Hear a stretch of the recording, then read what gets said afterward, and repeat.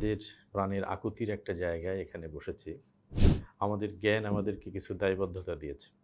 আর এই সমাজ, এই রাষ্ট্রের অধিবাসী হিসাবে যে মানুষদের সাথে আমরা বাস করি, এই উম্মার সচেতন নিজ নিজ অবস্থান থেকে সচেতন নাগরিক হিসেবে আমাদের দায়বদ্ধতা আছে।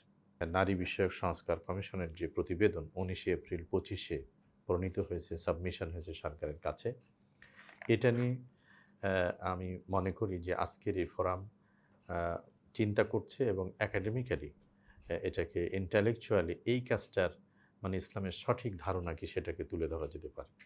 নারী এবং পুরুষ মিলেই সমাজ, কিন্তু নারীকে এখানে টেনে নিয়ে আসা হয়েছে।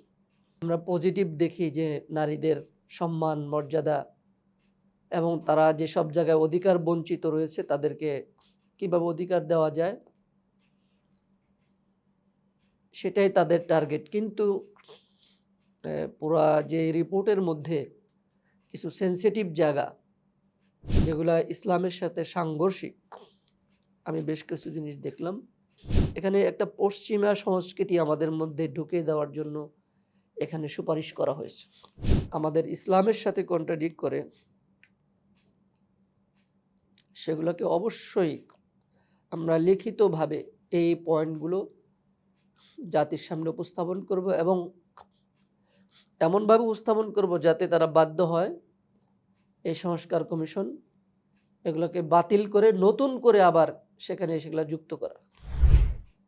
যারা নারী কমিশনের মধ্যে আছে তাদের সাথে মানে ইসলামের যে সম্পর্ক, এই সম্পর্কটা আমি যতটুকু তাদের হিস্টোরি দেখলাম প্রত্যেকটা ব্যক্তির ক্ষেত্রে দেওয়া হয়েছে খুবই কম। যে ধরনের একটা কাজ যেটা সরকারিভাবে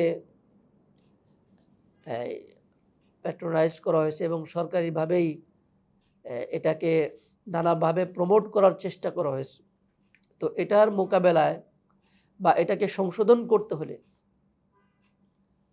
আমাদেরকে সেইভাবেই অগ্রসর হতে হবে। আমাকে ধাক্কাটা যত শক্তিশালী লোক দিয়েছে আমাকেও ওই রকম শক্তি নিয়েই ধাক্কা দিতে হবে যাতে করে আমি এই জিনিসটা বোঝাতে সক্ষম হই। এই রিপোর্টটা বহু আগ থেকেই লেখা ছিল। নারী স্বাধীনতা, নারী সমতার কথা যেটা বলা হচ্ছে সেটা যদি হয় তাহলে নারী কমিশন, সংস্কার কমিশনের প্রয়োজনীয়তা কী? এটা একটা প্রশ্ন আমার কাছে, এবং এটা জাতির সামনে স্পষ্ট করা দরকার।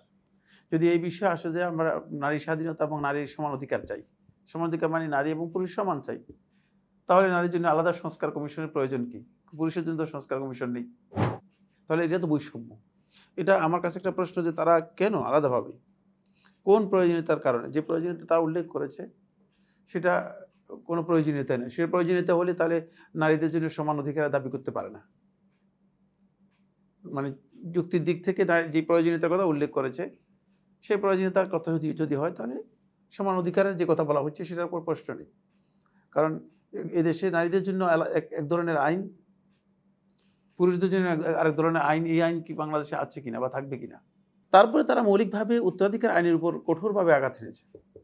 এরপরে যে কাজটি তারা করেছে সেটা হচ্ছে ইসলামিক পারিবারিক আইনকে বলা যেতে পারে যে পরিপূর্ণরূপে উপেক্ষা করেছে।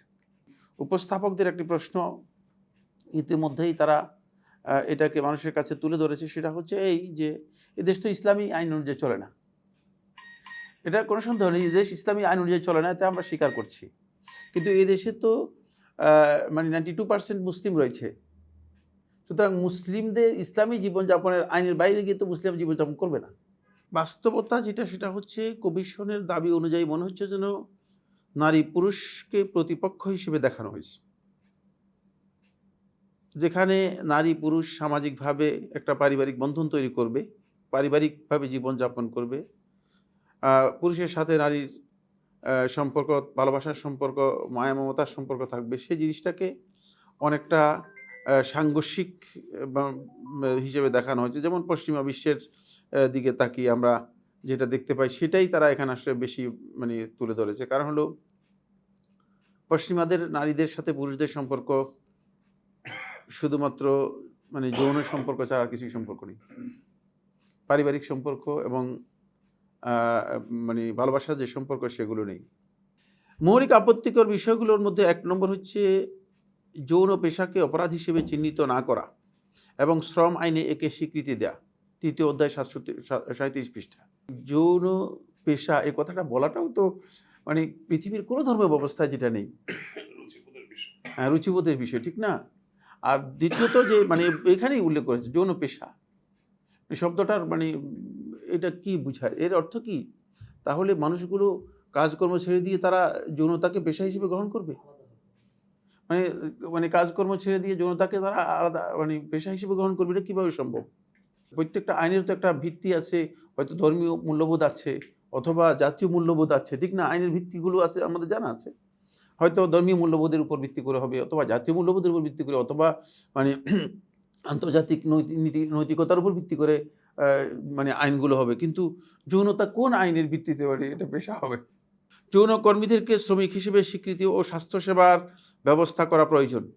পৃথিবীর বিভিন্ন জায়গাতেই অবৈধ যৌনাচার আছে, অবৈধ যৌন, কিন্তু সেটা এইভাবে মানে প্রকাশ্যে এরকম আছে, মানে তারা কি আসলে এটার কোন ডকুমেন্ট দিয়েছে আমি দেখিনি।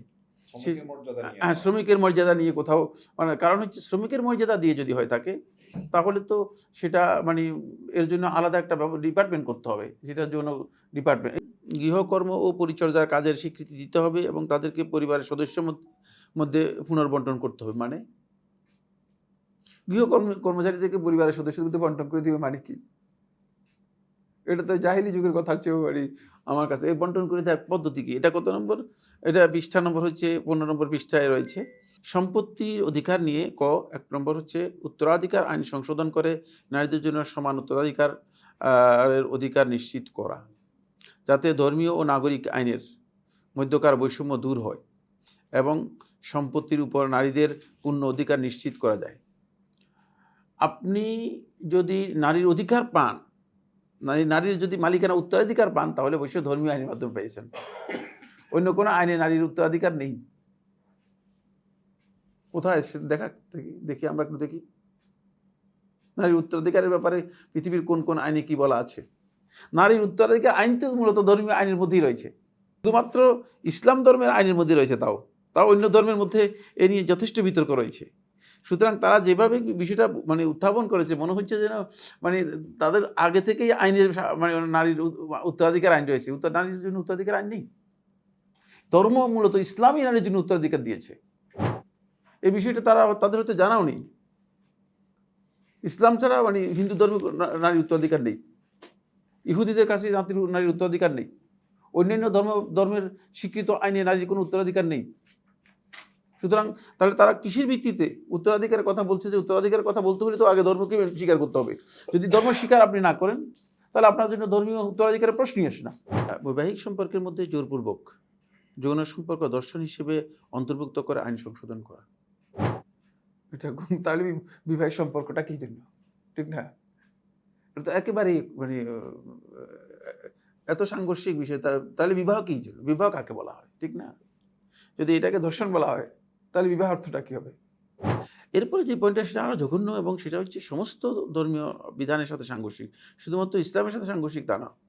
অভিন্ন পারিবারিক আইন প্রবর্তন করা, যা বিবাহ বিচ্ছেদ, সন্তান পালনের অধিকার ও উত্তরাধিকার সংক্রান্ত সকল বিষয়ে ন্যায় বিচার ও সমতার ভিত্তিতে সব ধর্মীয় সম্প্রদায়ের জন্য একইভাবে প্রযোজ্য হবে। মানে মোট কথা হচ্ছে এখান থেকে বোঝা যাচ্ছে পুরো মানে কমিশনটাই মূলত মানে ধর্মীয় চেতনার বাইরে, মূল্যবোধের বাইরে তারা মানে প্রস্তাবনাগুলো দিয়েছে, ধর্মীয় চেতনা এবং মূল্যবোধের বাইরে, এবং সকল ধর্মকে এখানে উপেক্ষা করা হয়েছে। 8 নম্বর হচ্ছে বহু বিবাহ প্রথা বিলুপ্ত হবে, মানে এটা বিলুপ্ত করতে হবে। এটা একবার ইসলামের সরাসরি মানে কোরআনের নির্দেশের পরিপন্থী। আরেকটা পয়েন্ট হচ্ছে, কারণ জনস্বাস্থ্য ও নৈতিকতার নামে যৌন কর্মীদের পোশাকে নিরোধ করা মানবাধিকার লঙ্ঘন। মানে যৌনকর্মীরা যে ধরনের পোশাক পরে বললেন না, এখানে বাধার কোনো মানে এটা মানবাধিকার লঙ্ঘন। তাহলে রাস্তায় রাস্তায় যৌনকর্মীরা মানে তাহলে এই সমাজটা আসলে কি হবে? কত কুসংস্কারের মানে প্রস্তাব দিয়েছে, সেটা তাই ভালো জানে। যেহেতু রাষ্ট্র একটি ইহজাগতিক সত্তা, সেহেতু কোনো ধর্মীয় বিধান অনুসরণ করে সংবিধান শুরু হওয়া উচিত নয়। তাছাড়া একটি ধর্মকে প্রাধান্য দেওয়া ধর্মনিরপেক্ষতা নীতির সাথে সাংঘর্ষিক, তাই অনুচ্ছেদটি বাতিল করা প্রয়োজন। এটা মনে হয় বোঝাচ্ছে যে রাষ্ট্রীয় ধর্ম ইসলাম অথবা এই ধরনের কিছুকে তারা বোঝাচ্ছে আর কি। মুসলিম ধর্মে স্বামী স্ত্রীর মধ্যে যৌন সম্পর্কে বৈধ, হিন্দু মতে বিয়ে হলে ধর্মীয় বন্ধন, বিয়ের বাইরে যে কোনো যৌন সম্পর্ককে পাপ হিসেবে দেখা হয় বলেই সহিংসতার শিকার নারীকেও অচ্যুত মনে করা হয়। সুতরাং মানে মানে মুসলিম ধর্ম এবং হিন্দু ধর্ম দুটাকেই মানে এখানে বাতিল করার জন্য মানে প্রস্তাব দেওয়া হয়েছে। বাল্যবিবাহ নিরোধ আইন 2017 এর বিশেষ বিধান বাতিল করে মেয়েদের বিয়ের বয়স সর্বনিম্ন 18 বছর নিশ্চিত করা। মানে মোদ্দা কথা হচ্ছে সেটা হলো আসলে এই যে নারী সংস্কার কমিশন, তাদের যে প্রস্তাবনাটি আছে, এই প্রস্তাবনাটি আসলে গোটা জাতির সামনে স্পষ্ট হওয়া উচিত। এবং এর ভেতরে আমরা মনে করে থাকি যে মানে ইসলাম এবং ইসলাম মূল্যবোধের বিরুদ্ধে কঠিন ষড়যন্ত্র আমার কাছে মনে হয় যেন অন্তর্নিহিত আছে। এবং এ বিষয়ে আমাদের আলেমী সমাজ যারা আছেন তাদের মানে সুস্পষ্ট বক্তব্য দেওয়া দরকার। আইনের ভিত্তি থাকে, আইনের কিছু বেসিক বিষয় আছে। যেহেতু আমরা আইনের উপর বিভিন্ন পড়ালেখা করেছি, সেই বেসিক দিকটা অবশ্যই আইনের ক্ষেত্রে প্রযোজ্য হবে। বেশিরভাগ আইনের ক্ষেত্রে ধর্মীয় মূল্যবোধ অবশ্যই প্রযোজ্য হবে। পারিবারিক আইনের ক্ষেত্রে ধর্মীয় মূল্যবোধ পৃথিবীর সমস্ত আইনে স্বীকৃত। সুতরাং এই ক্ষেত্রে তারা মানে পারিবারিক আইনকে যদি ধর্মীয় মূল্যবোধের বাইরে নিয়ে যায়, তাহলে একটা পরিবার কোনোদিন চলবে না। রাষ্ট্রীয় কিছু মৌলিক আইনের সাথে হয়তো মানে ধর্মীয় মূল্যবোধের বিষয়গুলো কারো চিন্তা চেতনার মধ্যে ভিন্ন বক্তব্য থাকতে পারে, আমাদের ভিন্ন বক্তব্য থাকতে পারে, কোনো সন্দেহ নেই। কিন্তু পারিবারিক ক্ষেত্রে অবশ্যই ধর্মীয় মূল্যবোধের বাইরে যদি চলে যায়, তাহলে সেটা মুসলিমদের কাছে মোটেও গ্রহণযোগ্য হবে না। আমাদের সমাজটা এটা আদা জাহিলি সমাজ, এটা একটা পাশ্চাত্য সমাজের মতো। আইন কানুন দেশের অন্যান্য বিষয় এটা সৌদি আরবের মতো না।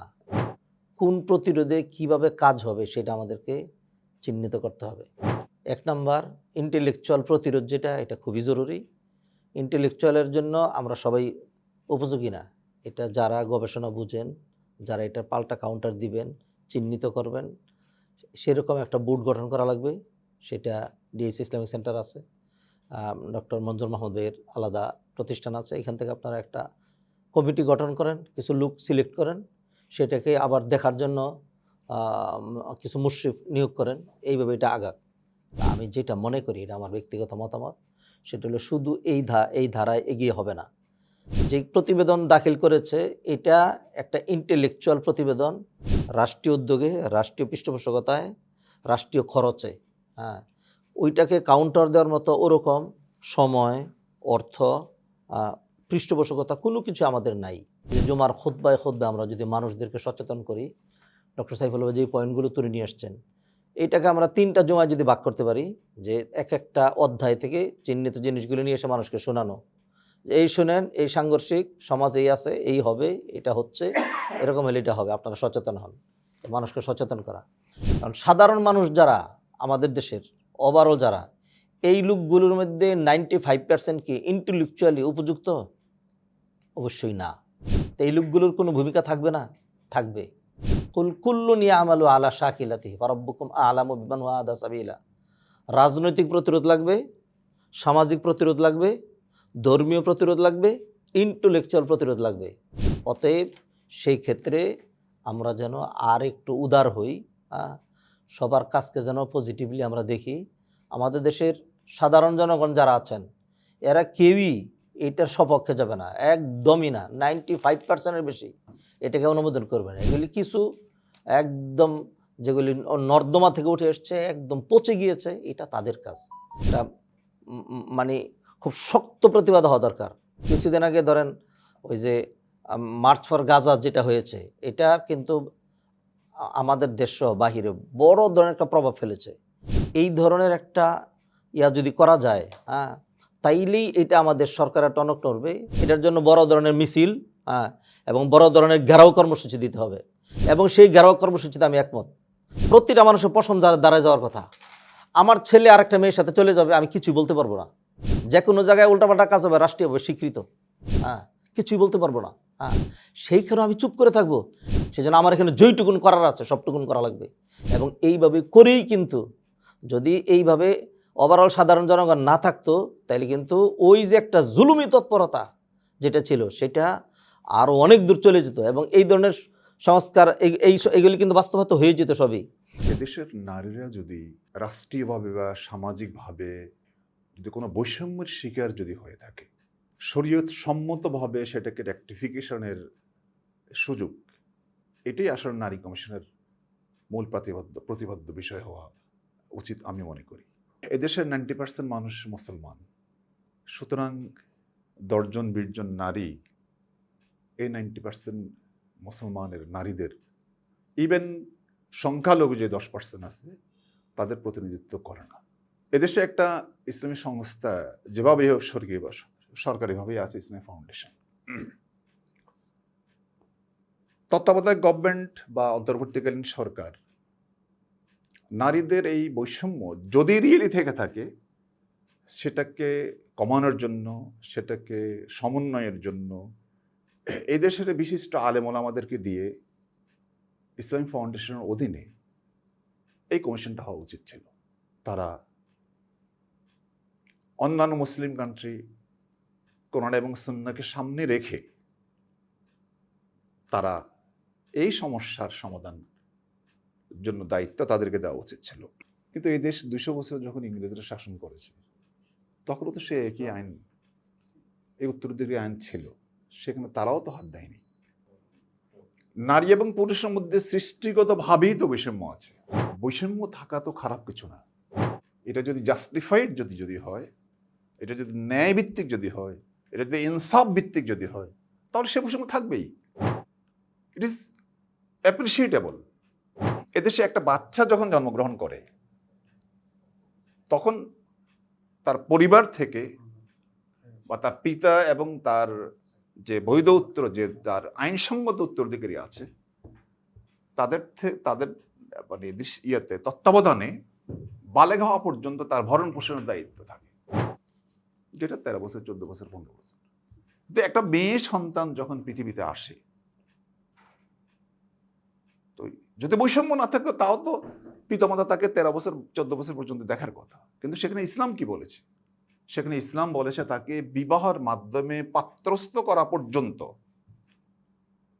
তার ভরণ পোষণের দায়িত্ব তার পিতার, তার আইনসঙ্গত অভিভাবকের, এবং সেটা হতে পারে 20 বছর, সেটা হতে পারে 30 বছর, সেটা হতে পারে আজীবন, সেটা হতে পারে আমরণ।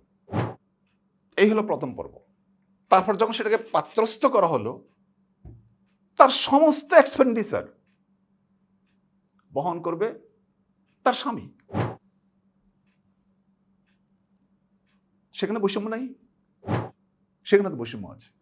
কেন স্বামী তার এক্সপেন্ডিচার বিয়ার করবে? সুতরাং বৈষম্য থাকবে, দেখতে হবে সেটা কতখানি ন্যায়সঙ্গত, সেটা কতখানি ইনসাফ ভিত্তিক, সেটার মধ্যে কল্যাণ কে আছে সেটা দেখতে হবে। নারী এবং পুরুষের মনোরঞ্জনে বিশেষ শুধু বিয়েটা যেটা তারা করতে চাচ্ছে, দেখাতে চাচ্ছে, তাহলে কেন একটা ছেলেকে আজকে 10 লক্ষ টাকা 20 লক্ষ টাকা মোহর দিতে হবে? এটা কি বৈষম্য না? এই ব্যাপারে তো কথা শোনা যায় না। এবং আপনি যে বিবাহের যে একটা যত খরচ আছে সমস্ত খরচ বড়ার উপরে আপনার ইনকামের সাথে এক্সপেন্ডিচারের একটা ম্যাচিং এর বিষয় থাকবে। তো মহিলাদের তো কোনো এক্সপেন্ডিচার নেই। তার বিবাহের আগ পর্যন্ত তার বাবা, তার রাষ্ট্র, বিবাহের পরে তার স্বামী বিয়ে করবে।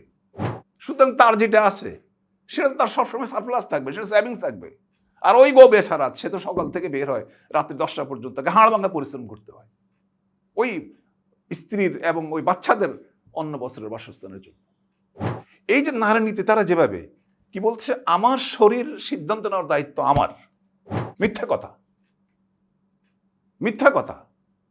আপনার শরীরে যদি যে একটা টিউমার হলে, একটা ক্যান্সার হলে, are you able to control this? তো তোমার শরীর মালিক তুমি কেমন হইলে? তুমি মালিক তো তখন হইবা যে আমার এই বডিতে ক্যান্সার আক্রমণ করতে পারবে কি পারবে না, সেটা তোমার উপর নির্ভর করবে, তোমার পারমিশনের উপর নির্ভর করবে। তাহলে you have the control over your body.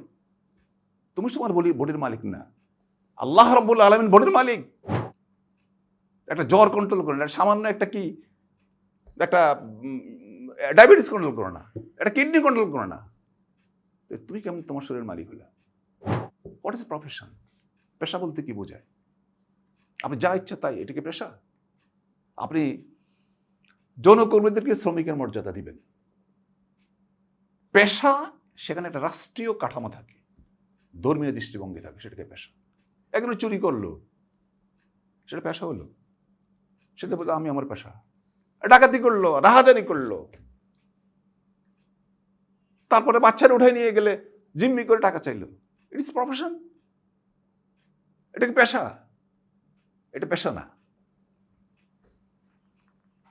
পেশা বলতে আপনি আপনার বুদ্ধিভিত্তিক পেশা হবে, অথবা আপনার কায়িক পারিশ্রমিকের মাধ্যমে আপনি যেটা অর্জন করবেন সেটা পেশা। আমাদের 90% বা 92% মুসলমান, হিন্দু, বৌদ্ধ, খ্রিস্টান সহ হিসাব করলে প্রায় 98 থেকে 99% লোক ধর্ম বিশ্বাস করে, ধর্ম পালন করে। তাহলে এই 98% প্রতিনিধিত্ব কি এখানে ছিল কিনা?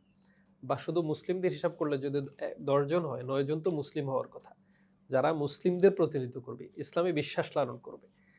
এটা কমিশন গঠনে সমস্যা হয়েছে। এখানে প্রায় 442টি সুপারিশমালা আছে। এই সরকারের অর্থাৎ অন্তর্বর্তী সরকারের মেয়াদে সম্পন্ন করার জন্য তারা 210টি সুপারিশ দিয়েছে, আর পরবর্তী নির্বাচিত সরকারের জন্য 232টি রেখেছে। একটু ব্যাপক আকার। কিছু হলো আইনগত দিক, বিধান রচনা, কিছু হচ্ছে তাদের নীতিগত দিক বিষয়, কিছু হলো কর্মসূচি, কিছু প্রতিষ্ঠান গড়ে তোলা, কমিটি গঠন, কমিশন গঠন, এরকম কিছু স্টেপ নেওয়ার বিষয় আছে। আগাগোড়া পুরোটাই তাদের যেই নীতির উপর এসছে সেটা হলো যে তারা মানে ধর্মীয় টোটাল চেতনাটাকে এখানে কেটে দিয়েছে। 70 নম্বর পৃষ্ঠায় এসছে বেগম রোকেয়া সাখাওয়াত হোসেনের একটা উক্তি তারা নিয়ে এসছে, কোথায় পেজ যায় না, যাই হোক হয়তো আছে। এখানে উক্তির মধ্যে এই কথাটা এসছে যে আমি একটু পড়ে নেই এই কথাটা।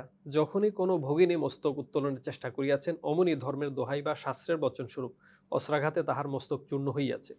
আমরা প্রথমত যাহা মানি নাই, তাহা পরে ধর্মের আদেশ ভাবিয়া শিরোধার্য করিয়াছি।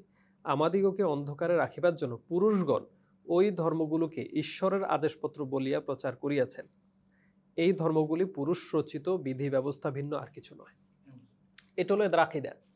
এরা মূলত ধর্ম থেকে সরাতে হবে, ধর্মটা কিছুই না, এটা হলো একটা পশ্চাৎপদ রাখার একটা ওয়ে।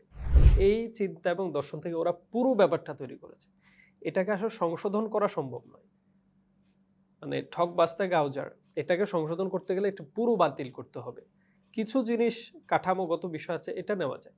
এদের বিশেষ করে 2011 সালে নারী নীতি হয়েছে, ওই সময় প্রচুর প্রতিবাদ হয়েছে, কিন্তু কিছু করার ছিল না, ওরা শুনিনি কথা। ওই নারী নীতির অনেকগুলো বিষয় এখানে ইনক্লুড করে দিচ্ছে, ওগুলো তৈরি করা ওদের। তো এগুলো সবগুলোই হচ্ছে বাল্যবিবাহ আইন, পুরোটাই হলো ধর্মবিদ্বেষী, একদম কোনোটাই অ্যাকসেপ্ট করার মতো না।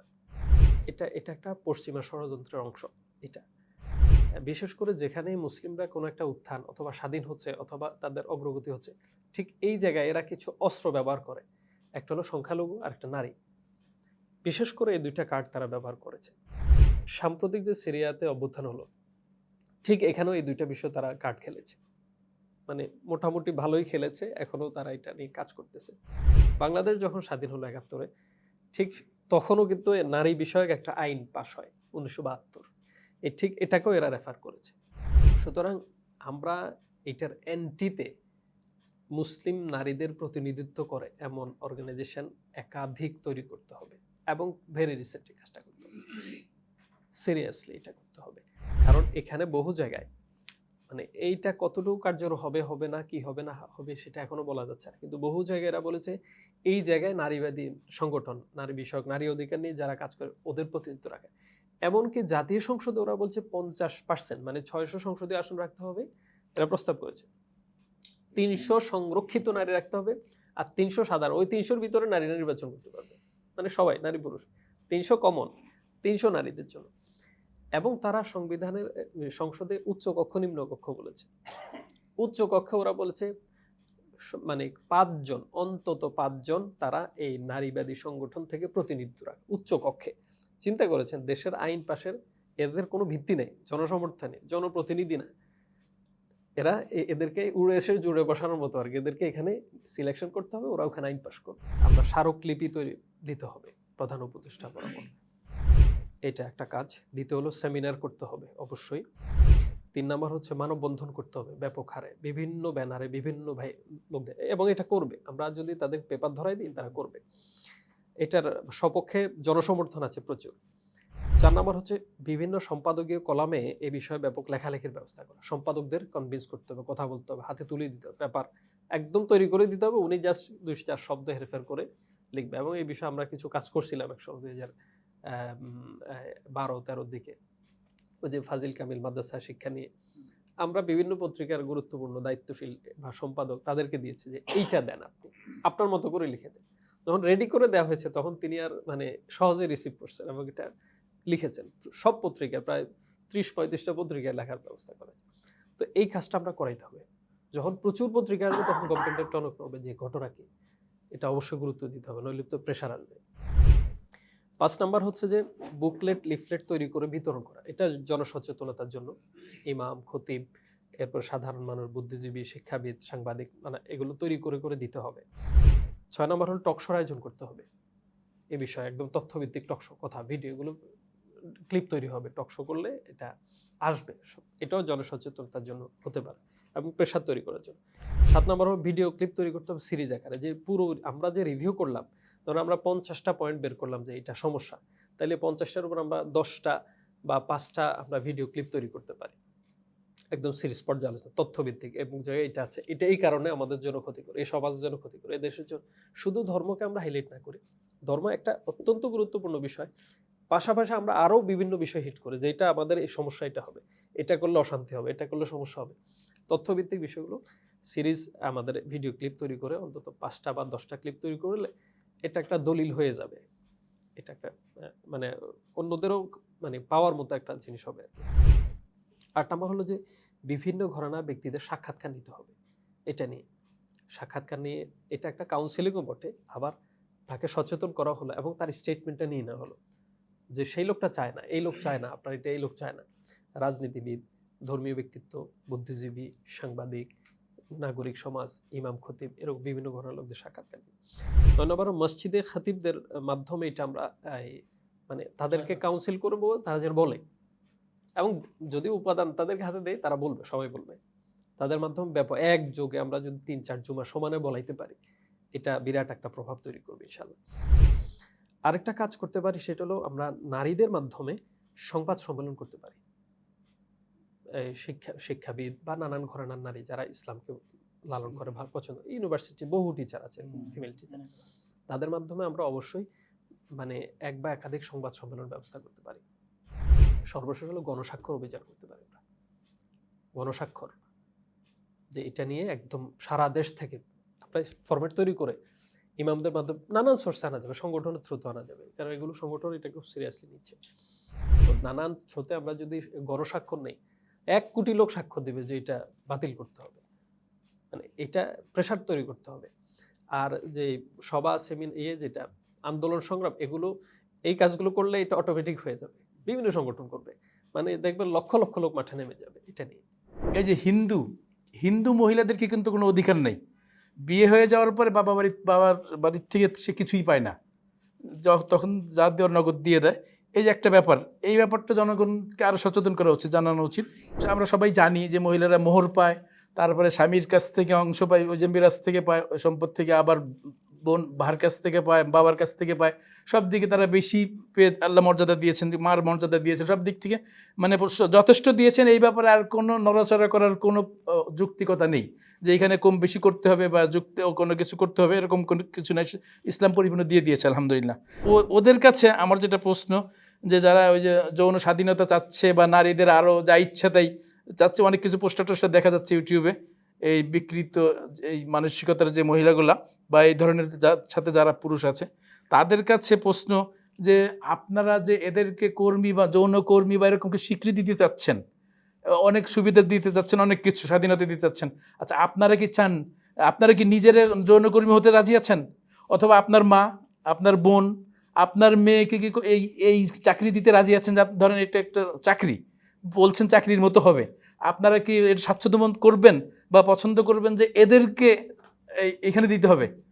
আপনার নিজের মেয়ে, নিজের বোন, নিজের মাকে, নিজের স্ত্রীকেও দিলেন যে হ্যাঁ তোমরা চাকরি করো, এরকম কি করবেন? এরকম অবশ্যই করবে না। মানে কোনো যুক্তিতেই করবে না, তারা 100 করবে না। আমার যেটা আহ্বান সেটা হচ্ছে সমস্ত ঘরানার মাযহাব বলেন, সমস্ত ঘরানার আলেম ওলামাদেরকে এক করে নিয়ে ওই যে প্রতিবাদ, ভাই তো বলে দিয়েছিস পড়া, এবং ওই প্রতিবাদ লিপি প্রধান উপদেষ্টার বরাবর এটা দ্রুত করা উচিত। আমাদের এই ব্যাপারটা গাফলতি করার কোনো মুহূর্তই সময় নেই। রব্বুল আলামিন আমাদেরকে তৌফিক দান করুন। আমার কাছে এটা প্রথম থেকেই মনে হয়েছে, যখন শুনছি তখনই মনে হয়েছে এটা মেয়েদের নারীদের কল্যাণের জন্য করতেছে না, এরা ইসলামকে কোপানোর জন্য করতেছে পুরোটাই। তো এই বিষয়ে যেটা রফিক ভাই যেটা বলে গেলেন, ব্যাপক আন্দোলন তৈরি করতে হবে অল্প সময়ের মধ্যে, সমস্ত যে উনি যেটা বললেন সমস্ত ঘরানার আলেমদেরকে নিয়ে, এবং এটার রুট গোড়া শেষ করে দিতে হবে। কারণ প্রতি বছরই এরা এইগুলো নিয়ে একবার মাথা চারা দেয় এবং একবার পরিস্থিতি নষ্ট করে। যেটা বলছিলাম, যেটা সমস্ত ঘটনাদের নিয়ে মার্চ ফর গাজার মতো একটা ব্যাপক আন্দোলন টিভিতে, তারপরে প্রচারণা, মসজিদে খতিব যারা আছে তাদেরকে যে প্রতি জুমাতে আইটেম ওয়াইজ পয়েন্ট ওয়াইজ মানে এগুলি পয়েন্ট ওয়াইজ ধরে এগুলি ব্যাপক প্রচার করতে হবে। এছাড়া আমাদের কোনো বিকল্প নেই এবং অল্প সময় করতে হবে। সেই সাথে রাজনৈতিক দলগুলিকে ইনক্লুড করা যায় কি না সেটাও একটা চিন্তা করে দেখবেন।